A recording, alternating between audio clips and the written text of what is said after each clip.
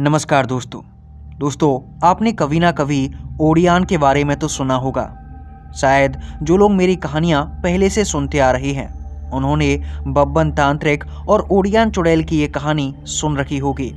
लेकिन ये कहानी काफ़ी सारे पार्ट्स में मैंने अपलोड की थी, लेकिन आज की इस वीडियो के अंदर इस कहानी को मैं एक ही पार्ट के अंदर अपलोड कर रहा हूँ। और ऐसा करने की वजह है क्योंकि आज मेरी तबीयत ठीक नहीं है और मेरी आवाज़ में भी आपको फ़र्क साफ नज़र आ रहा होगा।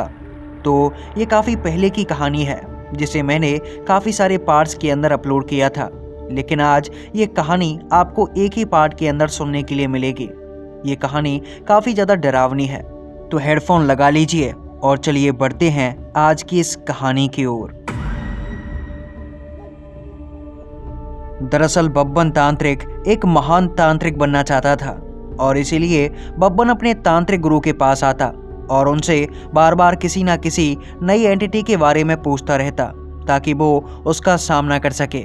और इस बार तांत्रिक गुरु ने बब्बन से कहा, बब्बन यहाँ पुजारी जी बैठे हुए हैं और उनके पास एक ऐसा ही मामला है जिसका समाधान करने के बाद तुम महान तांत्रिक बन सकते हो, और मेरा पूरा यकीन है कि इसका समाधान भी केवल तुम ही कर पाओगे। इसके बाद बब्बन तांत्रिक पुजारी जी के पास पहुंच जाता है और उनसे पूछता है कि आखिर समस्या क्या है। तब पुजारी जी ने बब्बन को बताया कि ये बात आज से 138 साल पहले की है। उस समय पर इस समस्या का समाधान कर दिया गया था, लेकिन अब ये समस्या वापस लौट कर आ चुकी है। ये बात सुनकर बब्बन ने पुजारी जी से पूछा, कौन सी समस्या पुजारी जी? तब पुजारी जी ने बब्बन से कहा, ओडियान। बब्बन, ओडियान वापस आ गई है। तब बब्बन तांत्रिक ने पुजारी जी से कहा, कौन ओडियान पुजारी जी? ये नाम तो मैंने पहली बार सुना है। कोई भूत है, कोई प्रेत है, क्या है ये? बब्बन की बातें सुनकर पुजारी जी ने कहा कि ये एक चुड़ैल है, एक ऐसी चुड़ैल जो कि सबसे खतरनाक है। इतनी खतरनाक कि इसके सामने कोई जिंदा नहीं रहता। अगर इसकी नज़र एक बार किसी पर पड़ जाए तो वो उसे जीवित नहीं छोड़ती। और अब इसका कहर उस गांव में वापस आ चुका है जिस गांव से इसे बड़ी मुश्किल से दूर भगाया था। पुजारी जी की ये बातें सुनने के बाद बब्बन तांत्रिक मन ही मन हंस रहा। बब्बन तांत्रिक कुछ कहना चाहता था, लेकिन वो अपनी बात को दबाए इधर उधर अपना मुंह फेरने लगा। और आखिरकार जब बब्बन से रहा नहीं गया तो बब्बन ने पुजारी जी से कहा, बब्बन तांत्रिक नाम है मेरा, और लगता है आप मुझे जानते नहीं हैं। आपको तो ये पता ही होगा कि कैसे मैं आपको उस टिल्टेपक गांव से बाहर निकाल कर लाया था और मैंने आपकी आत्मा को आपके शरीर के अंदर प्रवेश करवाया था। इसके लिए भी मैं हिमालय गया था, वहाँ बेताल से मेरा सामना हुआ और डेडमैन को छुड़ाने के लिए मैं पाताल लोक गया था। कई बार मैंने छलावों का सामना किया है, मैंने मुंजा प्रेत का सामना किया है, ब्रह्म राक्षस को मैंने धूल चटाई है, ब्रह्म पिशाचों को भगा भगा कर मारा है, और मेरे सामने छोटे मोटे भूत प्रेत पानी भरते हैं। बब्बन तांत्रिक को लगता है आप जानते नहीं, आपको पता नहीं कि कैसे बब्बन तांत्रिक ने उस यक्षिणी को भगा भगा कर मारा था। मैं बब्बन तांत्रिक हूँ, बस इतनी छोटी सी बात से आप डर रहे हैं। एक चुड़ैल, मामूली चुड़ैल, बब्बन तांत्रिक उसको घसीटते हुए आपके सामने लेकर आ जाएगा। इसमें डरने की क्या बात है? ये बात आप डर कर क्यों बता रहे हैं? अब तक तो मैं उस चुड़ैल को यहाँ पर ले भी आता। जब बब्बन तांत्रिक अपनी बड़ी बड़ी डींगें हाँक रहा था तब पुजारी जी बब्बन तांत्रिक की ओर ही देखे जा रहे। इसके बाद पुजारी जी ने बब्बन तांत्रिक से कहा, बब्बन, वो कोई मामूली चुड़ैल नहीं है। उसके बारे में एक किस्सा सुनाता हूँ, उसके बाद देखना कि कितनी खतरनाक है और कितनी जल्दी तुम उसको यहाँ घसीट कर लेकर आ पाओगे। और तब बब्बन तांत्रिक ने पुजारी जी से कहा, सुनाइए, क्या कहानी है? मैं भी तो जानूं कि आखिर कैसी खतरनाक चुड़ैल है वो। क्या नाम बताया था आपने? तब पुजारी जी ने कहा, ओडियान। ओडियान नाम है उसका। ओडियान हूँ मैं। ओडियान हूँ मैं। बब्बन की बातें सुनने के बाद पुजारी जी ने बब्बन से कहा, आज से 138 साल पहले केरल में एक गांव हुआ करता था, मलयाला ऊझा, और उस गांव में सब कुछ काफी ठीक ठाक चल रहा था। वो गांव हर तरह से सर्वसंपन्न था, लेकिन उस गांव के अंदर अचानक से बच्चे गायब होने लगे और देखते ही देखते गांव के छोटे छोटे बच्चे गायब होते गए। गांव वालों को ये समझ नहीं आ रहा था कि आखिर इन बच्चों को लेकर कौन जा रहा है, लेकिन उन बच्चों का किसी के पास कोई भी अता पता नहीं था। और धीरे धीरे करके एक ऐसा समय आया जब गांव के अंदर 5 साल से कम उम्र का कोई भी बच्चा बचा ही नहीं था। ये देखकर पूरा गांव सदमे में आ गया। गांव के लोगों ने कई बार पंचायतें बुलाईं और उन बच्चों को ढूंढने की पूरी कोशिशें की गईं, लेकिन उस गांव की ये सभी कोशिशें नाकाम रहीं, क्योंकि जो भी बच्चा गायब होता वो कभी मिलता ही नहीं। धीरे धीरे करके उस गांव में एक भी बच्चा बचा ही नहीं था। गांव के सभी लोग इन घटनाओं से पहले ही काफी परेशान थे और फिर एक दिन उस गांव के अंदर अचानक से भगदड़ मच गई और गांव के सभी लोग भागकर सरपंच के घर जाने लगे और धीरे धीरे करके सरपंच के घर के सामने भीड़ लग गई। गांव का सरपंच, जिसका नाम संजय प्रकाश था, वो इस भीड़ के बाहर खड़े होकर ये सब कुछ नजारा देख रहा था और धीरे धीरे करके वो घर के अंदर गया और घर में घुसते ही उसने देखा कि घर के अंदर उसकी पत्नी की लाश पड़ी हुई है और वो लाश काफी दयनीय हालत में थी। दरअसल उस लाश का पेट फटा हुआ था, जैसे किसी ने उस पेट को चबा लिया हो, और उसकी पत्नी की आंखें बाहर निकली हुई थी। ये देखकर सरपंच वहीं बेहोश होकर गिर गया। सभी गांव वाले ये सब समझ नहीं पा रहे थे कि आखिर सरपंच की पत्नी को इस हालत में किसने मारा है। दरअसल उस सरपंच की पत्नी के पेट में 8 महीने का बच्चा था और जल्दी ही वो मां बनने वाली थी, लेकिन उसके पेट के अंदर से बच्चा निकला हुआ था, जैसे किसी ने चीरा लगाकर उसके बच्चे को निकाल लिया हो, और उसका पेट बुरी तरह से फटा हुआ था। ये नज़ारा देखकर पूरा गांव सदमे में था। किसी को कुछ भी समझ नहीं आ रहा था। चारों तरफ बस रोने की आवाजें सुनाई दे रही थी। गांव वालों ने सरपंच की उस पत्नी का अंतिम संस्कार किया और इसके बाद गांव में लगभग 1 से 1.5 महीने तक सब कुछ ठीक चलता रहा। गांव के अंदर कोई 5 साल से छोटा बच्चा पहले से ही नहीं था और इस बच्चे की भी मौत हो चुकी थी, जो कि पैदा होने वाला था।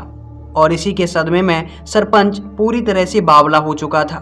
धीरे धीरे करके समय बीतता गया, लेकिन 1 से 1.5 महीने के बाद ही गांव में फिर से एक और हादसा हुआ और इस घटना से भी पूरे गांव में दहशत फैल गई।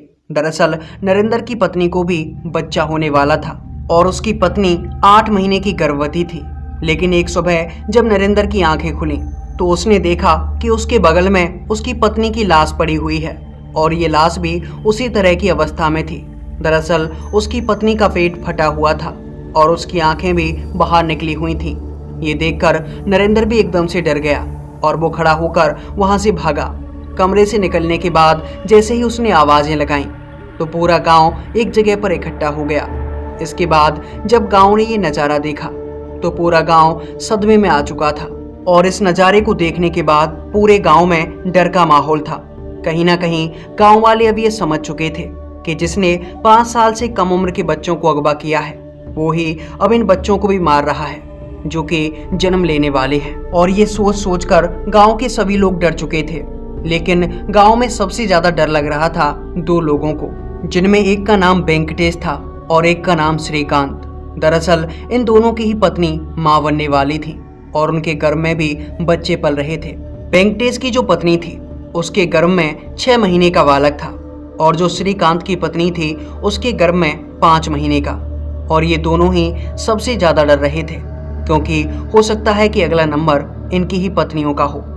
बच्चों के साथ साथ पत्नियां भी मारी जा रही थी। धीरे धीरे करके गांव के सभी लोगों को ये पता चल चुका था कि किसी भी महिला के गर्भ में अगर 8 महीने का बालक हो जाए तो फिर उस महिला की मौत पक्की है और उसके गर्भ से बालक भी गायब हो जाता है। ये सोच सोचकर वेंकटेश और श्रीकांत दोनों ही घबराए जा रहे थे और जैसे जैसे महीने बीत रहे थे वेंकटेश के अंदर डर बढ़ता ही जा रहा था। उसे यही लग रहा था कि पता नहीं उसकी पत्नी का क्या होगा, क्या वो अपने बच्चे को बचा पाएगा या फिर जो इन बच्चों को गायब कर रहा है वो इस बार इस बच्चे को भी खत्म कर देगा और साथ में उसकी पत्नी को भी। और जैसे ही 8वां महीना आने वाला था तो वेंकटेश ने गांव वालों से मदद मांगी। वेंकटेश की बातें सुनकर गांव वालों ने भी उसकी मदद करने का फैसला कर लिया और सभी गांव वाले रात हो या दिन हमेशा उसके घर के चारों तरफ लाठी डंडे लिए खड़े ही रहते। गांव वालों का ऐसा मानना था कि अगर कोई उसकी पत्नी को मारने आएगा तो फिर वे उसे पकड़कर खत्म कर देंगे, घर के अंदर उसे घुसने ही नहीं देंगे। लेकिन जैसे ही 8वां महीना पूरा हुआ, उस दिन वेंकटेश ने पूरे गांव वालों को सतर्क कर दिया और उस रात गांव वाले उसके घर के आसपास ही खड़े थे। उस रात वेंकटेश भी काफी ज्यादा डरा हुआ था और इसलिए वेंकटेश 10 से 11 लोगों को अपने कमरे के अंदर ले गया और उसने अपनी पत्नी को सोने से मना कर दिया और वो खुद भी उसी कमरे में बैठा रहा। उसने चारों तरफ से अपने घर के दरवाजे बंद कर लिए थे। घर के बाहर गांव वाले लाठी डंडे लेकर खड़े हुए थे और जिस कमरे के अंदर वेंकटेश उसकी पत्नी थी, उस कमरे में 10 से 11 गांव वाले खड़े हुए थे। उस रात वेंकटेश ने सभी गांव वालों से कह दिया था कि गांव के अंदर आज कोई भी सोएगा नहीं और गांव के अंदर जो कोई भी दिखाई दे जो कि इस गांव में नया हो तो उसे तुरंत मार दिया जाए। वेंकटेश की बात मानकर सभी गांव वाले बाहर ही खड़े हुए थे। लेकिन रात के 11-12 बजे के आसपास न जाने क्या हुआ, अचानक से वेंकटेश की आंखें लग गईं और जो गांव वाले घर के बाहर खड़े हुए थे और जो कमरे के अंदर थे, वे सभी अचानक से सो गए और फिर उनकी आंखें सीधा सवेरा होने के बाद ही खुलीं। जब वेंकटेश जागा और सभी गांव वाले जागे तो उन्होंने देखा कि वेंकटेश की पत्नी उसी कमरे के अंदर मरी पड़ी है। दरअसल उसका भी पेट फटा हुआ था, उसके पेट से बच्चा गायब था और उसकी आंखें बाहर निकली हुई थीं। वेंकटेश की पत्नी के शरीर से खून ही खून बह रहा था। ये खौफनाक नज़ारा देखकर सभी गांव वाले काफ़ी डरे हुए थे और वेंकटेश की आंखों से लगातार आंसू टपके जा रहे थे। वेंकटेश को यह समझ नहीं आ रहा था कि आखिर रात को उसी नींद कैसे आ गई।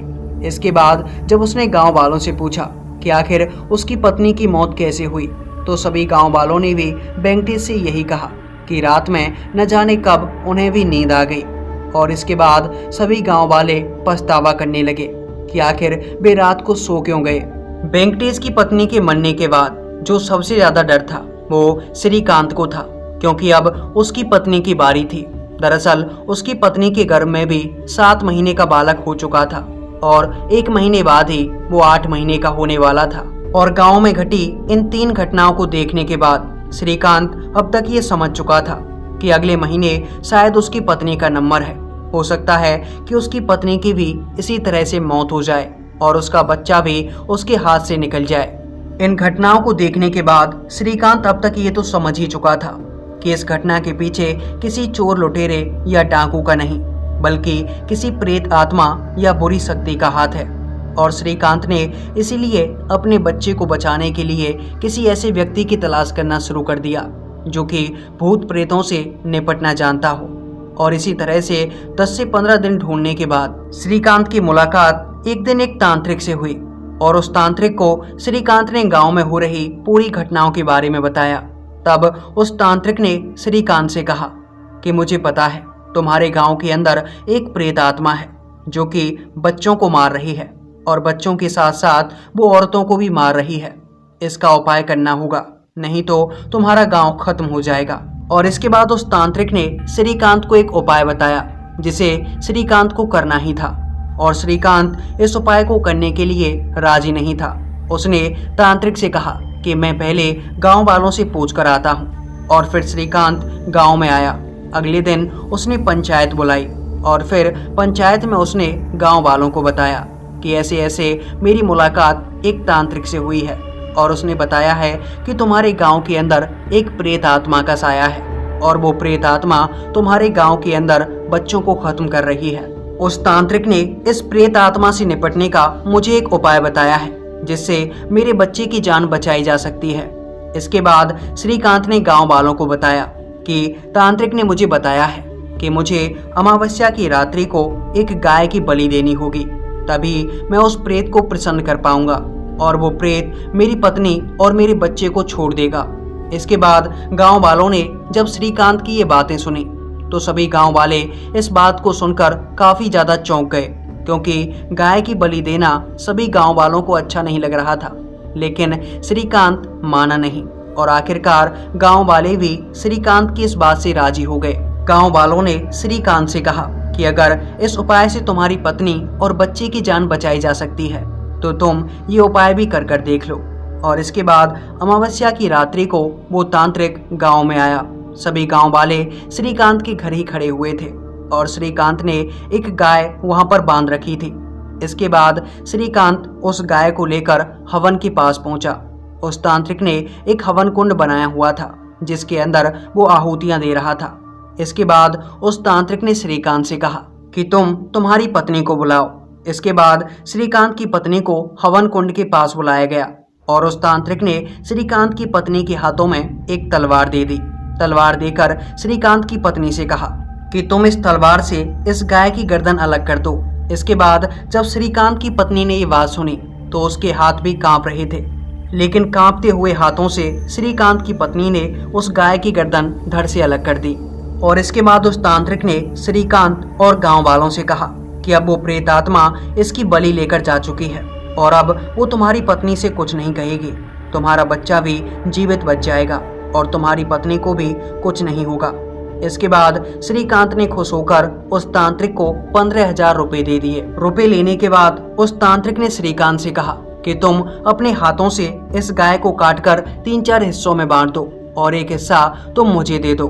मैं इसे ले जाकर इस पर कुछ प्रक्रिया करना चाहता हूँ जिससे वो प्रेत आत्मा तुम्हारे बच्चे का कुछ नहीं कर पाएगी। श्रीकांत ने ऐसा ही किया। श्रीकांत ने उस गाय के हिस्से को 3-4 टुकड़ों में काट दिया और फिर उसके मांस का एक बड़ा सा हिस्सा उस तांत्रिक को दे दिया।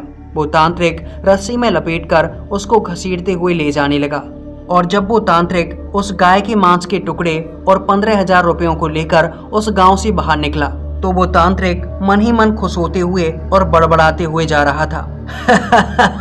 ये गांव के लोग कितने अनपढ़ होते हैं, किसी की भी बातों में आ जाते हैं। 15,000 रुपए मिल गए और गौ मांस मिल गया, अपना तो साल भर का काम हो गया। अब चलते हैं अपने आश्रम, वहां जाकर साल भर तक विश्राम करेंगे, कोई दूसरा कार्य करने की आवश्यकता ही नहीं पड़ेगी। ये कहते हुए और मन में खुश होते हुए वो तांत्रिक अपने आश्रम की तरफ जा रहा था, लेकिन तभी रास्ते में उसे अजीब अजीब आवाजें आने लगी। उसे ऐसा लगने लगा कि जैसे आसपास कोई जानवर है और जब उसने इधर उधर देखा तो उसे दिखाई दिया कि पास में एक बाघिन है और वो बाघिन इधर उधर घूम रही थी। इसके बाद उसके हाथ में जो गौ मांस था, उस तांत्रिक ने उस गौ मांस को वहीं पर छोड़ दिया और फिर वो भागकर एक पेड़ के पीछे जाकर छिप गया। और जब उसने पीछे मुड़कर देखा तो उसने देखा कि वो बाघिन उस गौ मांस को खा रही थी और वो तांत्रिक उस बाघिन को मांस खाते हुए देख रहा था। इसके बाद उस तांत्रिक ने सोचा कि ज्यादा देर तक यहाँ टिकना सही नहीं है और वो जल्दी से वहां से भागकर जाने लगा। लेकिन जब वो वहां से भागने लगा तो उसे अपने पीछे बाघिन के दहाड़ने की आवाज सुनाई दी और उस आवाज को सुनकर वो तांत्रिक पीछे मुड़ा। लेकिन जब उसने पीछे मुड़कर देखा तो उसने देखा कि वहां पर कोई नहीं था। दरअसल वो गौ मांस वहीं पर पड़ा हुआ था। ये देखकर उसकी सांसें ऊपर की तरफ चढ़ गईं, क्योंकि उसे अब ये महसूस हो गया था कि शायद उस बाघिन ने उसे देख लिया है। इसके बाद वो भागने के लिए जैसे ही वापस से पीछे मुड़ा तो उसने देखा कि उसके सामने एक औरत खड़ी हुई थी। वो औरत उसे ही घूर घूर कर देख रही थी। उस औरत को देखने के बाद तांत्रिक को समझ नहीं आया कि आखिर इतनी जल्दी ये औरत यहाँ कैसे आ गई। दरअसल उस औरत के कपड़े पुराने जमाने के थे। उसे देखकर तांत्रिक को लगा कि शायद हो सकता है ये भी कोई तांत्रिक हो, क्योंकि इसके कपड़े बिल्कुल मेरे जैसे हैं। ये देखकर उस तांत्रिक ने उस औरत से कहा, अरे कौन हो तुम, यहाँ क्यों खड़ी हो? देखो रात के समय में जंगल में खड़ा होना सही नहीं है। पीछे एक बाघिन थी, वो इधर ही जंगल में कहीं झाड़ियों में छिपी है। चलो यहाँ से जल्दी चलते हैं, वरना वो हमें ही शिकार बना लेगी। लेकिन जब वो तांत्रिक उस औरत से ये सब बोल रहा था तो उसने देखा कि वो औरत देखते ही देखते एक बाघिन के रूप में बदल गई। और जब उस तांत्रिक ने उस औरत को बाघिन बनते हुए देखा तो वो तांत्रिक बुरी तरह से डर गया और वो वहां से भागने की कोशिशें करने लगा। लेकिन उस औरत ने, जो कि बाघिन बन चुकी थी, उसने उसको वहीं धर दबोचा और चीर फाड़ कर उस तांत्रिक को खा गई। इसके बाद वो तांत्रिक वहीं मारा गया।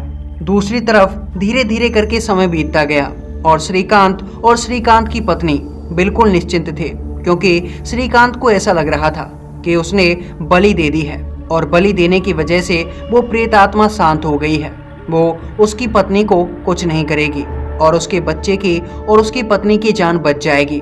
धीरे धीरे करके 8 महीने पूरे होने वाले थे और जब 8वां महीना होने ही वाला था, उस रात श्रीकांत कहीं पास के गांव में गया हुआ था। श्रीकांत को गांव वापस लौटते हुए रात हो चुकी थी और जब श्रीकांत वापस अपने गांव आ रहा था तो रास्ते में जो शमशान घाट पड़ता है उसमें श्रीकांत ने देखा कि शमशान घाट के बीचों बीच काले कपड़े पहने हुए एक औरत बैठी हुई है और वो औरत कुछ तंत्र क्रियाएं कर रही थी। श्रीकांत ये सब कुछ देखना चाहता था, इसलिए श्रीकांत वहीं पर छुपकर बैठ गया। इसके बाद श्रीकांत ने देखा कि उस औरत ने कुछ मंत्र पढ़े। इसके बाद गांव की एक औरत चलती हुई उस शमशान घाट के अंदर आई। श्रीकांत उस औरत को पहचान नहीं पाया, लेकिन वो औरत श्रीकांत की ही पत्नी थी। श्रीकांत की पत्नी उस औरत के पास गई और उसके पास जाकर बैठ गई और जब श्रीकांत की पत्नी उस काले कपड़े पहनी हुई औरत के पास बैठी तो वो औरत जोर जोर से चिल्लाने लगी, उड़ियान हूँ मैं। श्रीकांत उस औरत के हंसने की इस अजीब आवाज को सुन रहा था और इस आवाज को सुनकर श्रीकांत का दिल कांपे जा रहा था। लेकिन फिर भी श्रीकांत ये देखना चाहता था कि आखिर वो औरत है कौन और इस गांव की औरत के साथ वो क्या करना चाहती है। थोड़ी देर बाद श्रीकांत ने देखा कि वो काले कपड़े पहनी हुई औरत उस औरत के पास गई और उसने उस गांव की औरत का पेट फाड़ दिया। दरअसल उस औरत के लंबे लंबे नाखून थे और वो गांव की उस औरत के पेट को फाड़ रही थी। धीरे धीरे करके उसने पेट को फाड़कर उसके पेट से बच्चा निकाल लिया। बच्चे को पेट से निकालने के बाद उसने अपना मुंह खोला और अपने दांतों से उस बच्चे की गर्दन धड़ से अलग कर दी। बच्चे को मारने के बाद उस औरत ने एक कटोरा लिया और उस कटोरे में वो उस बच्चे का खून निकालने लगी। धीरे धीरे करके वो कटोरा उस बच्चे के खून से भरने लगा। ये देखकर श्रीकांत के हाथ पैर कांप रहे थे। वो ये देखकर समझ चुका था कि ये काले कपड़े पहनी हुई औरत कोई साधारण औरत नहीं है, बल्कि ये जरूर कोई डायन या चुड़ैल है।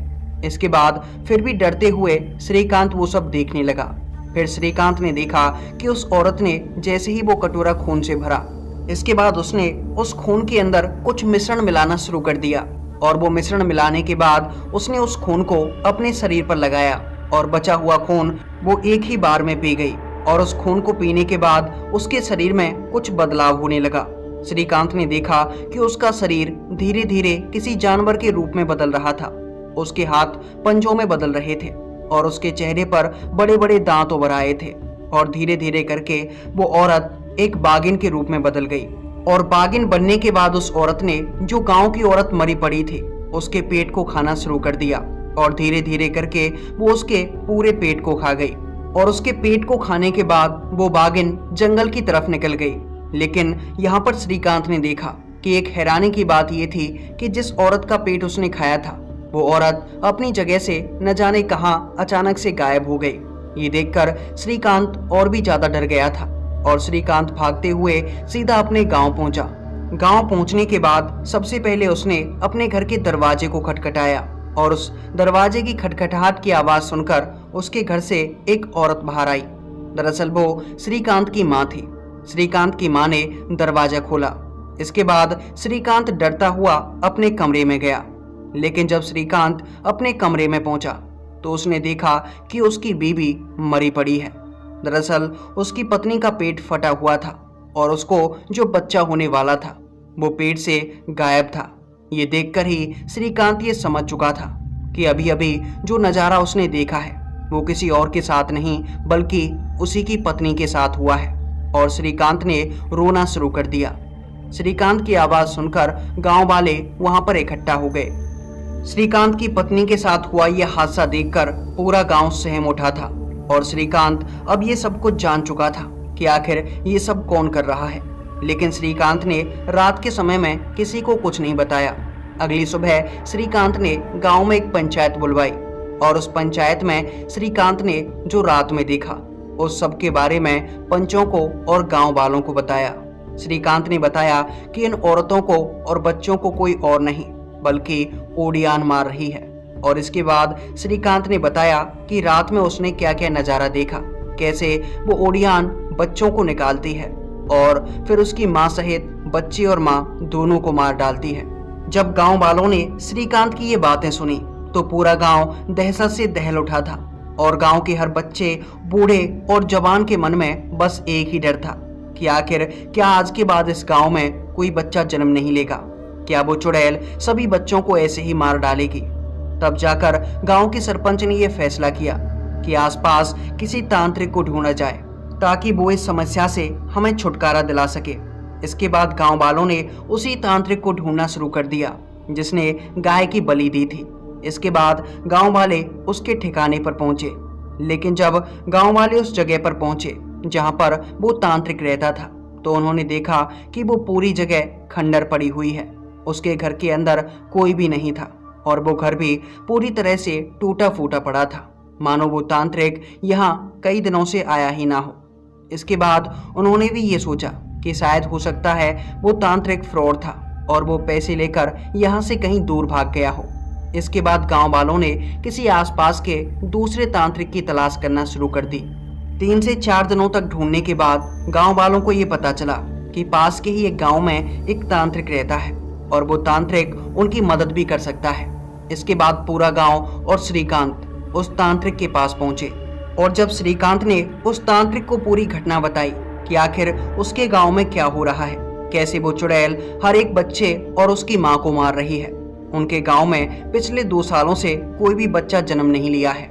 पिछले 2 सालों के अंदर 4 औरतों की मौत हो चुकी है। ये सुनते ही उस तांत्रिक ने श्रीकांत को और गांव वालों को बताया कि ये सब कोई और नहीं बल्कि ओडियान कर रही है। फिर गांव वालों ने ओडियान के बारे में तांत्रिक से पूछा। तब तांत्रिक ने ओडियान के बारे में बताते हुए गांव वालों से कहा, ओडियान एक ऐसी चुड़ैल जो कि बहुत शातिर है और ये अपना रूप भी बदल सकती है। इसे बस रूप बदलने के लिए एक मिश्रण की आवश्यकता होती है और वो मिश्रण बनाने के लिए इस चुड़ैल को चाहिए किसी बच्चे का खून, ऐसे बच्चे का खून जिसकी उम्र 5 साल से कम की हो, क्योंकि ऐसे बच्चे के खून से ही वो मिश्रण बनता है जिससे वो ओडियान अपना रूप बदल सकती है। और उसे रूप बदलना जरूरी होता है क्योंकि अगर वो अपना रूप ना बदले तो वो कभी भी शिकार नहीं कर सकती। इसलिए वो हमेशा किसी जानवर के रूप में बदल जाती है ताकि वो शिकार कर सके, क्योंकि बिना रूप बदले ओडियान काफी कमजोर और डरपोक होती है। इसलिए वो अपने काले जादू का इस्तेमाल करती है ताकि वो अपने काले जादू से किसी ऐसी औरत को फंसा सके, उसे बस में कर सके जिसके पेट में बच्चा हो। लेकिन उसकी तंत्र विद्या किसी औरत पर तभी चलती है जब उसके बच्चे का गर्भ लगभग 8 महीने का हो जाए, और जैसे ही किसी महिला के गर्भ में 8 महीने का बालक होता है वो उस पर काला जादू कर कर उसे शमशान घाट में बुला लेती है और फिर उसे मार डालती है। उसके बच्चे को निकालकर उसके खून से एक मिश्रण बनाती है और उसी मिश्रण से वो अपना रूप धारण कर सकती है। केवल एक बार बच्चे का शिकार करने के बाद ओडियान लगभग 6 महीनों तक किसी भी रूप को बदल सकती है। वो जानवर बन सकती है या फिर कोई इंसान बन सकती है, और ज्यादातर वो इंसान बनकर किसी गांव के आसपास ही रहती है ताकि वो अपने शिकार को ढूंढ सके। और अब उसने बच्चे का शिकार कर लिया है, वो जरूर तुम्हारे गांव के आसपास ही होगी, इसलिए तुम्हें उससे जल्दी ही बचना होगा। अगर ओडियान का निपटारा नहीं किया गया तो वो धीरे धीरे करके सभी गांव वालों को खा जाएगी और पता भी नहीं चलेगा कि गांव वालों को मार कौन रहा है, क्योंकि वो हमेशा एक जानवर का रूप धारण करके इंसानों पर हमला करती है। इसके बाद गांव वालों ने उस तांत्रिक से पूछा कि आखिर अब हम उस चुड़ैल से कैसे बच सकते हैं, उस ओडियान से गांव को कैसे बचा सकते हैं। तब उस तांत्रिक ने बताया कि उससे बचने का केवल एक ही उपाय है, मुझे एक भैरव कवच यंत्र बनाना होगा, क्योंकि भैरव कवच यंत्र ही एक ऐसी चीज है जो कि उस चुड़ैल से लोगों को बचा सकता है। वो चुड़ैल भैरव कवच यंत्र के पास चाहकर भी नहीं आ सकती। गांव वालों को ये बातें बताने के बाद उस तांत्रिक ने गांव वालों को एक किस्सा सुनाया, जिसमें उस तांत्रिक ने कहा कि आज से लगभग 30 साल पहले की बात है, पास के ही गांव में, जो कि यहाँ से लगभग 190 किलोमीटर दूर है, उसमें भी इस ओडियान को देखा गया था। इस ओडियान ने कुछ ही सालों के अंदर उस पूरे गांव को खाली कर दिया था। रात में ये बच्चों को मारती और दिन के समय में जानवर का रूप धारण करके गांव के लोगों को, और धीरे धीरे करके इसकी शक्तियां बढ़ती चली गईं। इतनी शक्तियां बढ़ गईं कि ये काफी ताकतवर हो चुकी थी। फिर आखिरकार एक तांत्रिक ने भैरव कवच यंत्र बनाया और गांव के प्रत्येक व्यक्ति को वो भैरव कवच यंत्र पहना दिया। इसके बाद धीरे धीरे करके इस ओडियान की शक्तियां कम होती गईं। ये उस गांव के अंदर चाहकर भी शिकार नहीं कर पा रही थी और फिर ये न जाने कहां गायब हो गई। और उस घटना के ठीक 30 सालों के बाद ये ओडियान तुम्हारे गांव के अंदर आई है और मेरा यकीन मानिए कि ये यहाँ से तब तक नहीं जाएगी जब तक ये पूरे गांव को खत्म ना कर दे। तांत्रिक की ये बातें सुनने के बाद गांव वालों ने तांत्रिक से कहा कि आप इसका कोई उपाय कीजिए और इसके बाद उन तांत्रिक ने भैरव कवच यंत्र बनाए। दरअसल वो तांत्रिक काफी पहुंचे हुए और काफी सिद्ध थे। उन्होंने सभी गांव वालों के लिए भैरव कवच यंत्र बना दिए और गांव के प्रत्येक व्यक्ति के गले में वो भैरव कवच यंत्र पहना दिए गए। भैरव कवच यंत्र पहनने के बाद गांव वाले वापस अपने गांव लौट रहे थे और जब वे वापस अपने गांव आ रहे थे तो उन्हें गांव के अंदर से कुछ अजीबोगरीब आवाजें आ रही थी। ऐसी आवाजें कि गांव के अंदर जैसे कोई तोड़फोड़ कर रहा है। ये देखकर ही गांव वाले समझ चुके थे कि जरूर वो ओडियान गांव के अंदर आ चुकी है। और जब धीरे धीरे करके गांव वाले गांव के अंदर गए तो उन्होंने देखा कि गांव के काफी सारे मवेशी मरे पड़े हैं और गांव के अंदर एक बागिन घूम रही थी। उस बागिन को देखते ही गांव वाले समझ गए कि ये कोई और नहीं बल्कि ओडियान है। और ये देखकर श्रीकांत से रहा नहीं गया और वो सीधा उस बागिन के पास जा पहुंचा। वहां जाकर उसने बागिन से चिल्लाते हुए कहा, ओडियान, मैं तुझे जानता हूं, तूने ही मेरे बच्चे और मेरी पत्नी को मारा है। आज मैं तुझे नहीं छोड़ूंगा। और ये कहने के बाद श्रीकांत एक लाठी लेकर उस बागिन के पीछे भागा और ये देखते ही वो बागिन श्रीकांत के सामने एक औरत के रूप में बदल गई और उसने चिल्लाते हुए श्रीकांत से कहा, ओडियान हूँ मैं, मुझे मारेगा तो? ओडियान को देखते ही गांव वाले डर के मारे अपने अपने घरों की तरफ भागे और उसे देखकर श्रीकांत के शरीर में भी कपकपी हो रही थी। इसके बाद उस ओडियान ने उसी बागिन का रूप धरा और वो श्रीकांत को मारने के लिए उसके पीछे भागी। बागिन को देखकर श्रीकांत भी भागने लगा और वो भागते भागते गांव से बाहर निकल गया और श्रीकांत उसी शमशान घाट के पास जा पहुंचा और वहां जाकर वो ओडियान भी श्रीकांत के पास आ गई थी। अब श्रीकांत के अंदर भागने की बिल्कुल हिम्मत नहीं बची थी। उसकी सांसें फूल रही थीं और जैसे ही उस ओडियान ने श्रीकांत के ऊपर हमला किया और वो श्रीकांत के पास आई तो अचानक से वो ओडियान एक झटके से श्रीकांत से दूर हो गई। ये देखकर श्रीकांत भी चौंक उठा। श्रीकांत ये देखकर समझ चुका था कि जरूर ये भैरव कवच यंत्र का ही प्रभाव है जिसकी वजह से ये ओडियान मेरे पास नहीं आ पा रही है। इसके बाद श्रीकांत ने पास से ही एक डंडा उठाया और श्रीकांत बिना डरे ही उस ओडियान को मारने के लिए उसके पीछे भागा।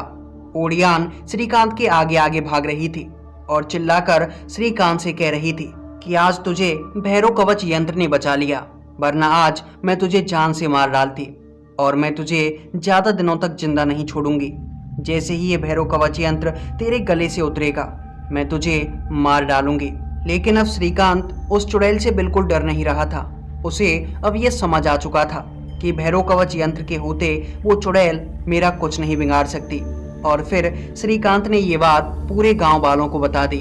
गांव वालों के मन में भी अब ये चीज आ चुकी थी कि जब तक भैरव कवच यंत्र उनके गले में रहेगा तब तक ये चुड़ैल उनका कुछ भी बिगाड़ नहीं पाएगी। और इसके बाद गांव का कोई भी व्यक्ति उस भैरव कवच यंत्र को उतारता ही नहीं था। वो चुड़ैल गांव में आती लेकिन किसी भी व्यक्ति को मार नहीं पाती और आखिरकार जब उसे बच्चों की बलि नहीं मिली, यानी कि जो मां बनने वाली औरतें थीं, उनको जब वो अपने बस में नहीं कर पा रही थी तो वो वापस वहां से न जाने कहां लौट गई। और इसके बाद उस गांव के अंदर उस चुड़ैल का आतंक खत्म हुआ। फिर पुजारी जी ने बब्बन तांत्रिक से कहा, बब्बन, इस घटना को 138 साल बीत चुके हैं और अब वो चुड़ैल उस गांव में वापस आ चुकी है। इस बार वो तांत्रिक भी वहां नहीं है जो कि भैरव कवच यंत्र बनाता था और अब ये तुम्हारी जिम्मेदारी है कि तुम कैसे भी करके उस गांव तक ये भैरव कवच यंत्र पहुंचाओ जो कि तांत्रिक गुरु ने पहले से ही बनाकर रखे हुए हैं। हम दोनों वहां जा नहीं सकते क्योंकि वो ओडियान अब काफी शातिर और चालाक हो चुकी है। उसे सब कुछ पता है कि कैसे भी करके उस गांव के लोगों के पास भैरव कवच यंत्र नहीं पहुंचना चाहिए, क्योंकि भैरव कवच यंत्र के उस गांव में आते ही वो ओडियान उनका कुछ नहीं बिगाड़ पाएगी और फिर उसे पहले की तरह ही वापस जाना पड़ेगा। इसलिए वो किसी को भी उस गांव के अंदर जाने नहीं देगी और हम इतने चालाक नहीं हैं कि उस गांव के अंदर जाकर उन लोगों को भैरव कवच यंत्र पहना सकें। ये काम सिर्फ तुम ही कर सकते हो। ये बातें सुनकर बब्बन को अपने आप पर गर्व महसूस हो रहा था। पुजारी जी की ये बात सुनने के बाद बब्बन ने पुजारी जी से वो झोला लिया जिसके अंदर भैरव कवच यंत्र रखे हुए थे और वो झोला लेकर बब्बन तांत्रिक सीधा उस गांव की तरफ निकल पड़ा। पुजारी जी और तांत्रिक गुरु बब्बन को कुछ ना कुछ बताना चाहते थे, लेकिन बब्बन अपनी ही मस्ती में मगन था और बब्बन गाना गुनगुनाते हुए उस गांव की तरफ बढ़ने लगा। बब्बन को गांव की ओर जाते देख तांत्रिक गुरु ने पुजारी जी से कहा, वो मुझे इस टकले पर बिल्कुल यकीन नहीं है। यह कमीना काम तो करता है लेकिन बहुत लेट करता है, पिट पिट कर करता है। एक दिन का काम 1 महीने में करता है। पता नहीं ये कुछ कर भी पाएगा या नहीं। तांत्रिक गुरु की ये बातें सुनने के बाद पुजारी जी मन ही मन मुस्कुरा रहे थे, क्योंकि शायद उन्होंने बब्बन को एक ऐसी जगह पर भेज दिया था जहां पर जाने के बाद बब्बन कुछ नया सीखने वाला था, कुछ ऐसा जो कि बब्बन ने आज तक नहीं सीखा था। दूसरी तरफ बब्बन तांत्रिक लगातार 4 से 5 दिनों तक चलने के बाद उस गांव के पास जा पहुंचा जहां पर उस ओडियान चुड़ैल का आतंक था। ये रात का समय था और बब्बन तांत्रिक उस गांव के पास पहुंच चुका था। अंधेरी रातों में वो कच्चे रस्तों पे एक मसीहा चलता है जिसे लोग बब्बन कहते हैं, जिसे लोग बब्बन कहते हैं। ओ बब्बन रे। बब्बन तांत्रिक ने भैरव कवच यंत्र का वो झोला अपने कंधों पर रख रखा था और बब्बन तांत्रिक कच्ची पगडंडी पर उस झोले को लिए गाने गुनगुनाते हुए चल रहा था।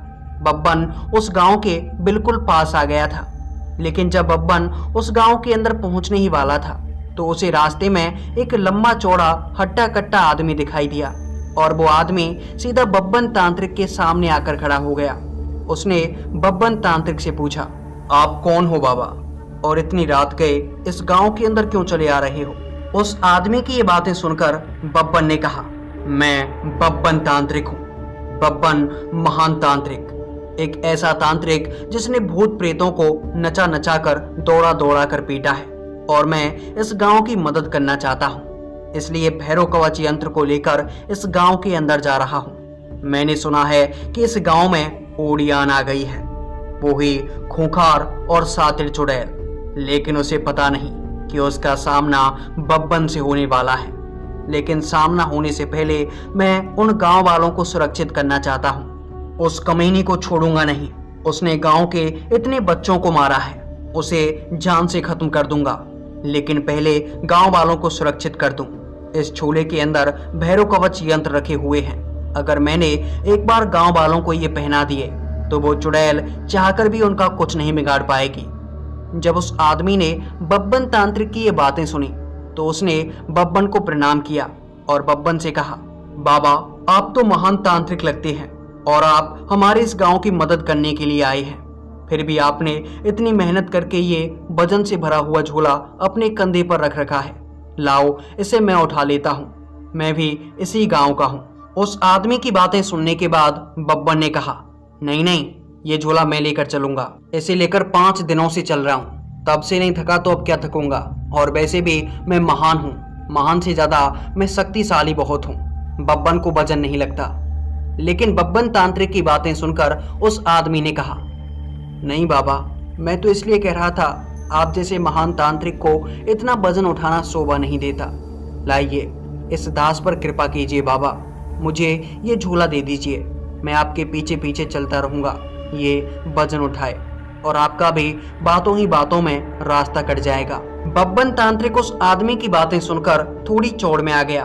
बब्बन ने सोचा कि मैं तो एक महान तांत्रिक हूँ, ये छोटे मोटे वजन उठाना मुझे शोभा नहीं देता, और अगर मैं गांव वालों से कहूंगा कि ये थैला मैं इतनी दूर से उठाकर लेकर आया हूँ तो गांव वाले न जाने क्या सोचेंगे। और इसके बाद बब्बन तांत्रिक ने अपना वो झोला जिसके अंदर वो भैरव कवच यंत्र रखे हुए थे उसे उस व्यक्ति के हाथों में दे दिया और फिर उस आदमी ने वो झोला उठाया और वो बब्बन के पीछे पीछे चलने लगा। बब्बन तांत्रिक रास्ते में उसे अपने किस्से सुना रहा था कि कैसे उसने कई भूत प्रेतों का सामना किया है, कैसे उसका सामना एक बार एक जिन्न से हुआ था और कैसे उसने मुंजा प्रेतों का सामना किया था। ये सब बातें करते करते बब्बन तांत्रिक उस गांव के अंदर जा पहुंचा और जैसे ही बब्बन उस गांव के अंदर गया तो बब्बन ने देखा कि गांव के काफी सारे लोग एक पेड़ के नीचे खड़े हुए थे। उनके हाथों में लाठी डंडे थे और वो आपस में कुछ बातें कर रहे थे। ये देखकर बब्बन ने जोर से आवाज लगाई। बब्बन उनके पास पहुंच गया। इसके बाद बब्बन ने उन गांव वालों से कहा कि मैं बब्बन तांत्रिक हूं, मुझे महान तांत्रिक और पुजारी जी ने भेजा है ताकि मैं इस गांव की मदद कर सकूं। तब उन गांव वालों ने बब्बन से कहा कि हमारी मदद बस एक ही चीज से हो सकती है और वो है भैरव कवच यंत्र। आप महान तांत्रिक लगती हैं, क्या आप वो हमारे लिए बना सकती हैं?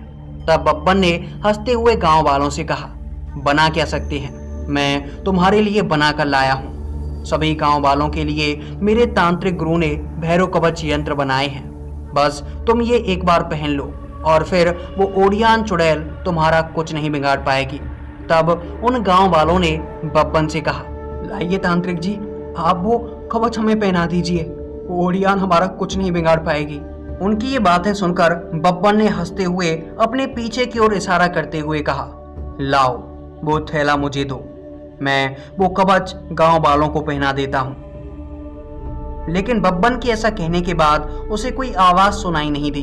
फिर बब्बन ने दोबारा कहा, लाओ जल्दी से वो झोला मुझे दो, मैं इनको वो कवच पहना देता हूं। लेकिन फिर से बब्बन को कोई आवाज सुनाई नहीं दी और वे गांव वाले भी बब्बन की तरफ अजीबोगरीब निगाहों से देख रहे थे। इसके बाद जब बब्बन ने पीछे मुड़कर देखा तो बब्बन को पता लगा कि उसके पीछे कोई भी नहीं था। वो आदमी जिसने वो झोला पकड़ रखा था, जिसके अंदर वो भैरव कवच यंत्र थे, वो न जाने कहाँ चला गया था। फिर बब्बन ने गांव वालों से कहा, अरे अभी एक आदमी आ रहा था ना मेरे पीछे पीछे, कहाँ रह गया? तब उन गांव वालों ने बब्बन से कहा, कौन आदमी तांत्रिक जी? आपके पीछे तो कोई नहीं था, आप तो अकेले आ रहे थे। गांव के लोगों के ऐसा कहते ही बब्बन तांत्रिक और गांव वालों को गांव के बाहर से एक आवाज सुनाई दी, मैं आ रहा था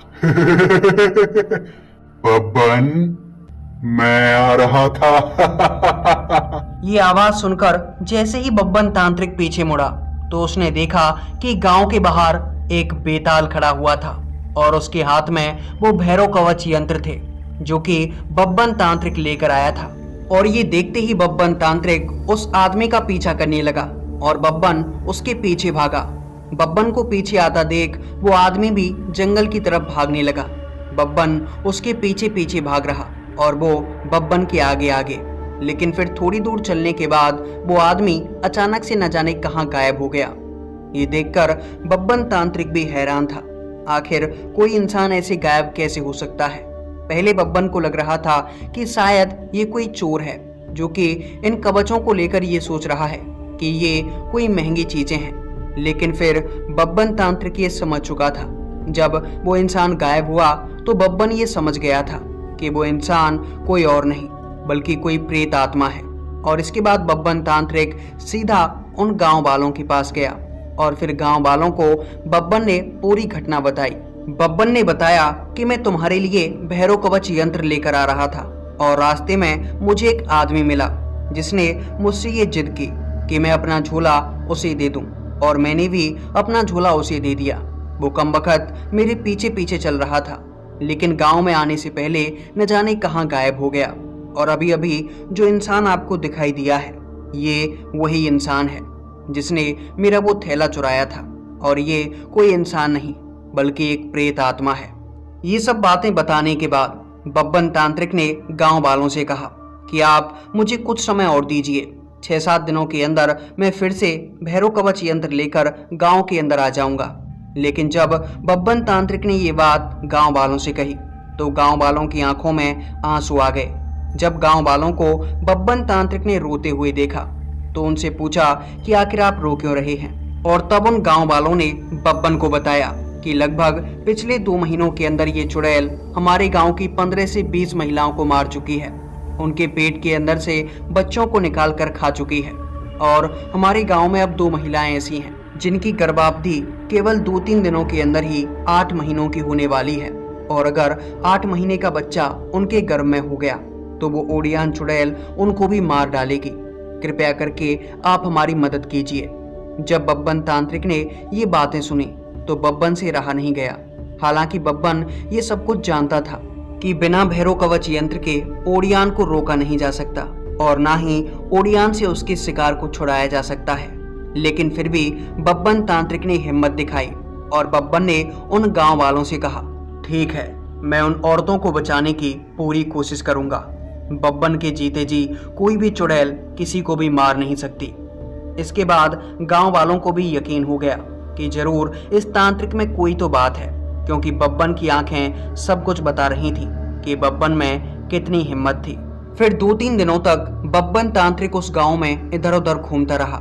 दरअसल बब्बन कोई तरीका देख रहा था जिससे ओडियान को समाप्त किया जा सके और इस गांव से उसे बाहर भगाया जा सके। लेकिन बब्बन तांत्रिक को ओडियान को खत्म करने का कोई तरीका नहीं मिल रहा था और ऐसे ही करके बब्बन को उस गांव के अंदर 2 दिन बीत गए और तीसरे दिन उन औरतों की गर्भावधि 8 महीने की हो चुकी थी। और गांव वालों ने ये सब बातें बब्बन को बता दी कि आज रात वो ओडियान चुड़ैल इन औरतों को मारने की पूरी कोशिश करेगी। आपको कैसे भी करके इन्हें बचाना होगा। और बब्बन ने इस बात पर हामी भर दी। बब्बन पूरी तरह से तैयार था आज रात उस ओडियान का सामना करने के लिए। और फिर बब्बन ने उन गांव वालों से कहा कि आज रात इन दोनों औरतों को एक ऐसे घर के अंदर रखा जाए जिसके खिड़की दरवाजे पूरी तरह से बंद हो सकें और इसके बाद गांव के लोग उस घर के बाहर और भीतर खड़े हो जाएंगे। सभी के हाथों में लाठी और डंडे होने चाहिए। वो ओडियान काला जादू करती है और काला जादू करने की वजह से गांव वालों को नींद आ जाती है और जिन औरतों के ऊपर ये काला जादू हुआ होता है वे औरतें उस ओडियान की तरफ चल देती हैं। इसी समस्या से हमें बचना होगा। सभी घर के बाहर खड़े हो जाएंगे।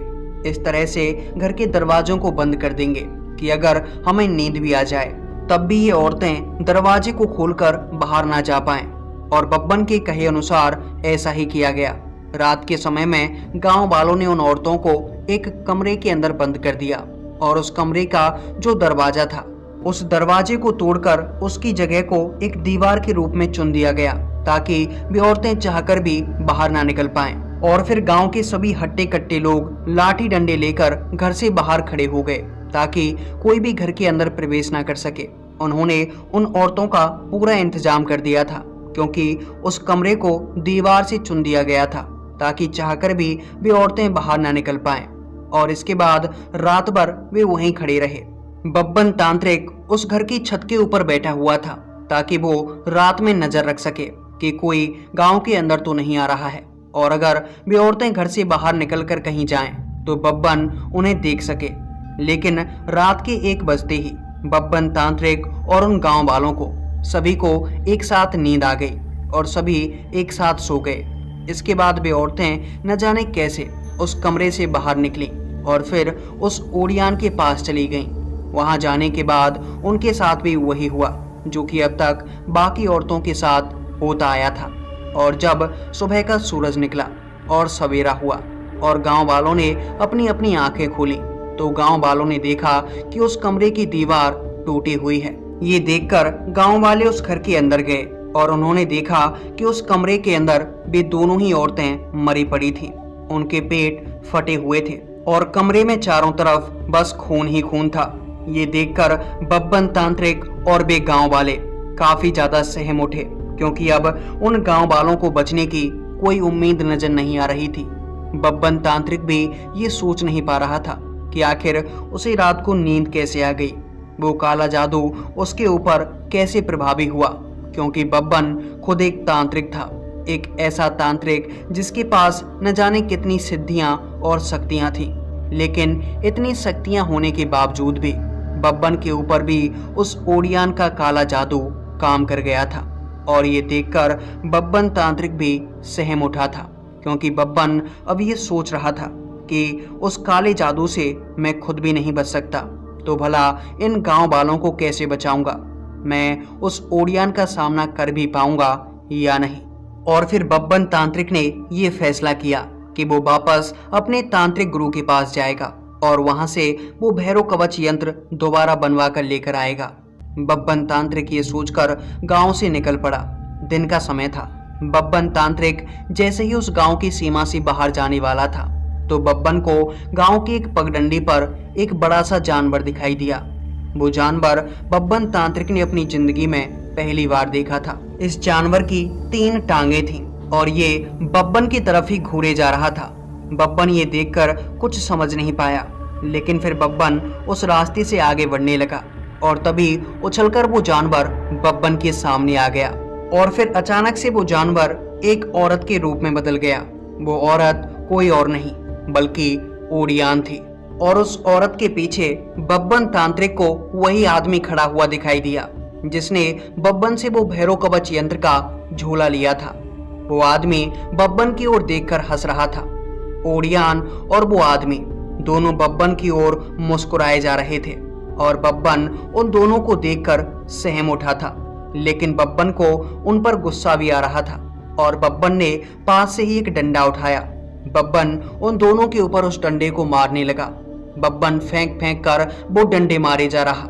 जब डंडा हाथ नहीं पड़ रहा तो बब्बन पत्थर उठा रहा और पत्थर उन दोनों पर मार रहा, लेकिन इसके बाद भी उन पर कोई फर्क नहीं पड़ रहा था।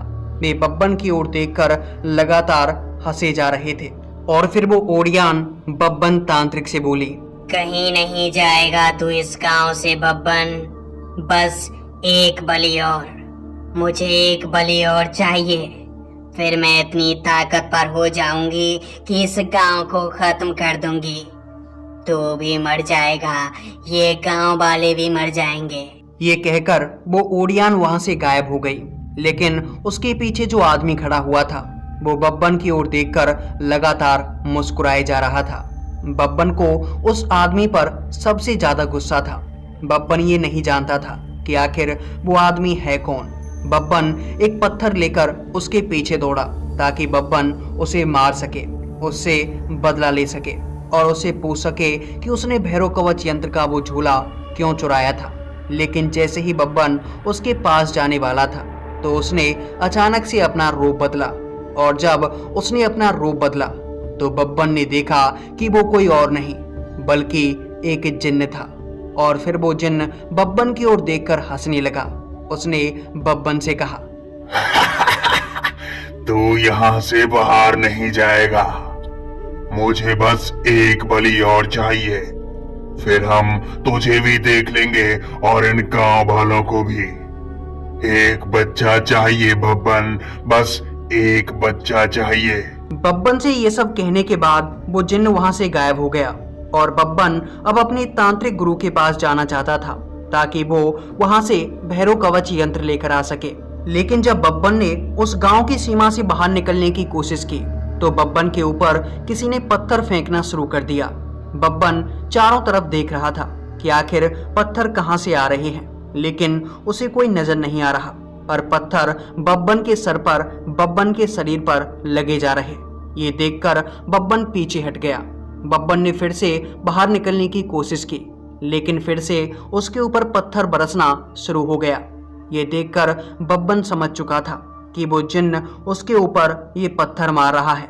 ये देखकर बब्बन को उस जिन्न के ऊपर गुस्सा आ रहा और फिर बब्बन ने अपने उन मंत्रों को पढ़ना शुरू कर दिया जिनसे जिन्नों को काबू किया जाता है। बब्बन के पास कई ऐसे मंत्र थे जो कि जिन्न को काबू कर सकते थे। बब्बन उन मंत्रों को पढ़े जा रहा और वो जिन्न अपनी शक्तियों को खोते जा रहा। धीरे धीरे करके वो जिन्न कमजोर होता गया और फिर थक हार कर वो बब्बन के सामने आ गया। फिर बब्बन ने उसे कैसे भी करके अपने मंत्रों से बांध दिया और मंत्रों से बांधने के बाद बब्बन ने उस जिन्न से पूछा, बता तू मुझे क्यों रोक रहा है? तू जिन्न होकर उस ओडियान की मदद क्यों कर रहा है? वो एक चुड़ैल है, उसकी मदद करने से तुझे क्या फायदा? तब उस जिन्न ने बब्बन के सामने रोते हुए कहा कि मैं उसकी मदद करना नहीं चाहता। उस ओडियान ने मुझे अपने कब्जे में कर रखा है। मैं उसका गुलाम हूँ और मुझे कैसे भी करके उसके आदेशों का पालन करना होगा। इसके बाद बब्बन ने उस जिन्न से कहा कि अब तू मेरा गुलाम है। मैंने अपने मंत्रों से तुझे अपने काबू में कर लिया है।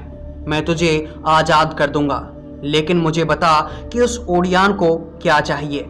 तब उस जिन्न ने ओडियान के बारे में बताया और बब्बन से कहा कि वो ओडियान काफी ताकतवर हो चुकी है। उसे आज से कई साल पहले यहाँ से भगा दिया गया था और उसकी वजह थी भैरव कवच यंत्र। ओडियान ये अच्छे से जानती है कि भैरव कवच यंत्र उसे रोक सकता है, उसे भगा सकता है, और इसीलिए उसने एक जगह से मुझे अपने काबू किया था ताकि मैं उस भैरव कवच यंत्र से उसे बचा सकूं, क्योंकि जिन्नों के ऊपर भैरव कवच यंत्र का कोई प्रभाव नहीं पड़ता। अगर प्रभाव पड़ता भी है तो उसके लिए एक अलग यंत्र बनाना पड़ता है, उसके लिए एक अलग मंत्र सिद्धि करनी होती है। लेकिन तुम्हारे तांत्रिक गुरु ने जो भैरव कवच यंत्र बनाए थे वो खासकर ओडियान के लिए थे, और मैंने उस ओडियान के कहने पर ही तुमसे वो भैरव कवच यंत्र छुड़ाए थे। इसके बाद बब्बन ने उस जिन्न से पूछा कि मुझे बताओ कि अब वो भैरव कवच यंत्र कहाँ है। तब जिन्न ने बताया कि वो भैरव कवच यंत्र खंडित हो चुके हैं और अब उनका कोई भी इस्तेमाल उस ओडियान के ऊपर नहीं होगा। ओडियान को बस एक बच्चे की बलि चाहिए। उस बच्चे की बलि देते ही ओडियान इतनी ताकतवर हो जाएगी कि इसके बाद ना तो उसके ऊपर किसी भैरव कवच यंत्र का प्रभाव पड़ेगा और ना ही दुनिया की किसी और शक्ति का। फिर वो ओडियान सबसे पहले इन गांव वालों को खत्म करेगी और फिर तुम्हें, और तुम सबको खत्म करने के बाद ओडियान किसी को नहीं छोड़ेगी। ओडियान फिर बस हर जगह अपना शिकार ढूंढेगी, हर एक जगह पर। उसे रोकने वाला संसार में कोई पैदा नहीं होगा। तब बब्बन तांत्रिक ने उस जिन्न से पूछा कि तुम मुझे बताओ कैसे उस ओडियान को रोका जा सकता है। इसके जवाब में उस जिन्न ने बताया कि मुझे इसके बारे में कुछ नहीं पता कि आखिर ओडियान को कैसे रोका जा सकता है। और फिर वो जिन्न खुद को छोड़ने की बातें कहने लगा। लेकिन फिर बब्बन ने उस जिन्न से कहा कि मैं तुम्हें छोड़ दूंगा, लेकिन एक बार बस तुम मुझे मेरे तांत्रिक गुरु के पास ले चलो और फिर वहां से वापस लेकर भी आ जाना। मुझे तांत्रिक गुरु के पास जाकर भैरव कवच यंत्र लेकर आने हैं। इसके जवाब में उस जिन्न ने बताया कि मैं चाहकर भी तुम्हें यहाँ से बाहर नहीं लेकर जा सकता और तुम यहाँ से बाहर जाने की कोशिश भी मत करना, क्योंकि वो ओडियान तुम्हें यहाँ से बाहर निकलते ही मार डालेगी। उस जिन्न से ये सुनकर बब्बन तांत्रिक ने उसे आजाद कर दिया और इसके बाद बब्बन तांत्रिक वापस उसी गांव के अंदर आ गया। और उस गांव में वापस आने के बाद बब्बन तांत्रिक ने गांव वालों से पूछा कि आखिर अब इस गांव के अंदर कौन सी औरत है जो कि मां बनने वाली है। बब्बन की ये बात सुनकर उस गांव के एक व्यक्ति ने, जिसका नाम राकेश था, उसने बब्बन से कहा, बाबा मेरी औरत मां बनने वाली है। और फिर बब्बन के पूछने पर राकेश ने बताया कि मेरी पत्नी के गर्भ में 6 महीने का बच्चा है और 2 महीने बाद वो 8 महीने का हो जाएगा। मेरे बच्चे को बचा लीजिए बाबा, मेरे बच्चे को बचा लीजिए। इसके बाद बब्बन तांत्रिक ने गांव वालों को पूरी बात बताई जो कि उसने उस जिन्न से सुनी थी।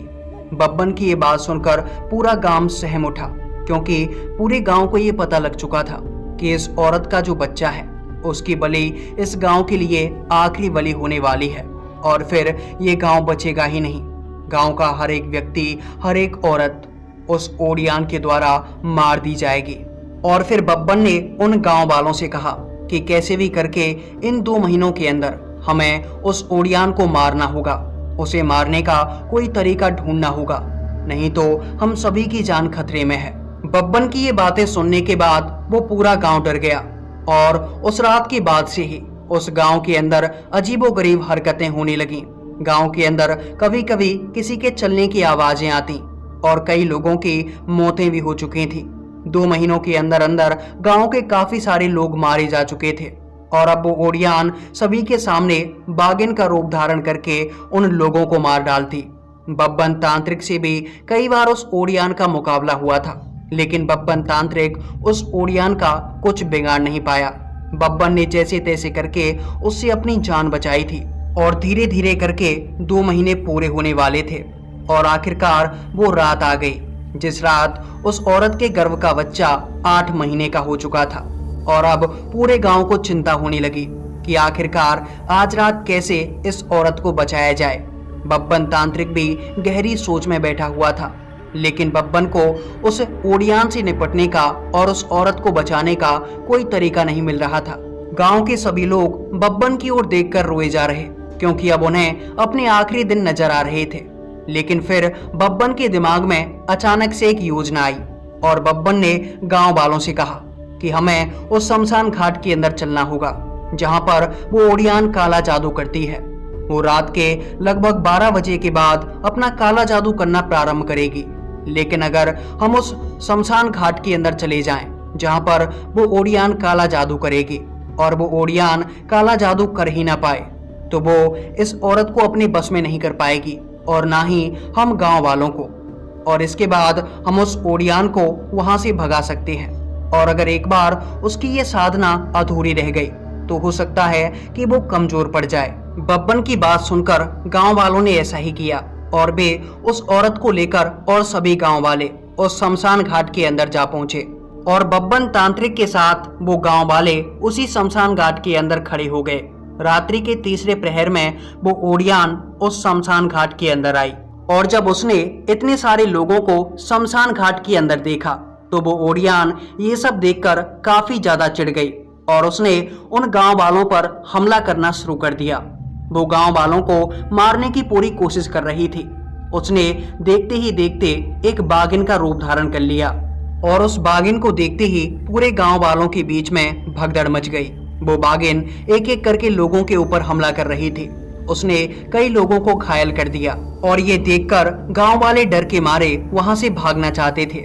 लेकिन जब गांव वाले शमशान घाट से बाहर निकल रहे थे तो बब्बन तांत्रिक ने जोर की आवाज में सभी गांव वालों से कहा कि अगर आज यहाँ से कोई बाहर गया तो फिर आज की रात उसकी आखिरी रात होगी। बब्बन की ये बात सुनने के बाद सभी गांव वाले रुक गए और फिर वे उसी शमशान घाट के अंदर उस बाघिन का सामना करने लगे।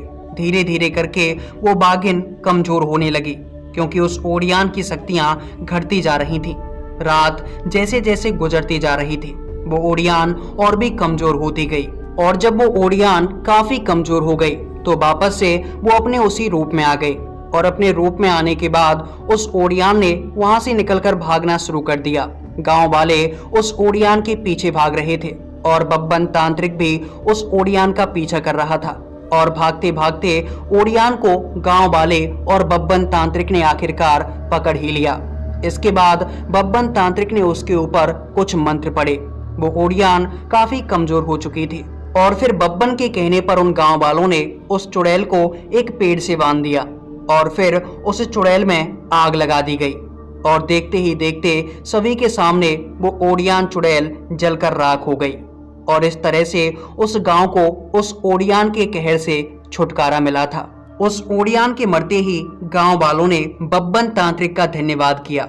और फिर बब्बन तांत्रिक ने उन गांव वालों से कहा था धन्यवाद। तो दोस्तों ये थी बब्बन तांत्रिक और ओडियान चुड़ैल की आप बीती। शायद कई लोगों ने ये कहानी पहले भी सुनी होगी, लेकिन जिन्होंने भी दोबारा ये कहानी सुनी है उनके लिए दिल से धन्यवाद। जिन लोगों ने यहाँ तक ये कहानी सुनी है तो आप लोग कमेंट सेक्शन में जाकर बब्बन तांत्रिक की जय हो जरूर लिखें ताकि मुझे पता चल सके कि किन किन लोगों ने ये कहानी अंत तक सुनी है। वैसे आप में से कुछ लोग हैं जो कि ये कमेंट जरूर करेंगे कि आपने ये कहानी दोबारा रिपीट क्यों की है, तो उसकी वजह मैं आपको पहले ही बता दूं ताकि कमेंट सेक्शन में मुझे रिप्लाई ना देना पड़े। तो दोस्तों आज मेरी तबीयत थोड़ी ख़राब है और इतना टाइम नहीं मिल पाया कि मैं कहानी नई बना सकूं, नई स्क्रिप्ट लिख सकूं, क्योंकि बब्बन तांत्रिक की जो स्टोरी होती है उसको कंप्लीट करने में 6 से 7 घंटे लग जाते हैं और इतना टाइम मेरे पास था नहीं। तो मेरे पास ये एक कहानी पड़ी हुई थी जिसे मैंने कई सारे पार्ट्स में अपलोड किया था और ये कहानी वाकई में काफ़ी डरावनी भी थी और काफ़ी कम लोग ऐसे थे जिन्होंने इस कहानी को सुन रखा होगा। तो मैंने सोचा कि चलो इस कहानी को ही अपलोड कर देता हूँ ताकि जो लोग हैं जिन्होंने इस कहानी को कंप्लीट नहीं सुना था वो लोग इस कहानी को एक ही पार्ट में कंप्लीट सुन लें। तो दोस्तों बब्बन की आप बीती का ये किस्सा सुनने के लिए आपका तहे दिल से धन्यवाद। चलिए मिलते हैं बब्बन की एक और आप बीती के किस्से में अगले दिन।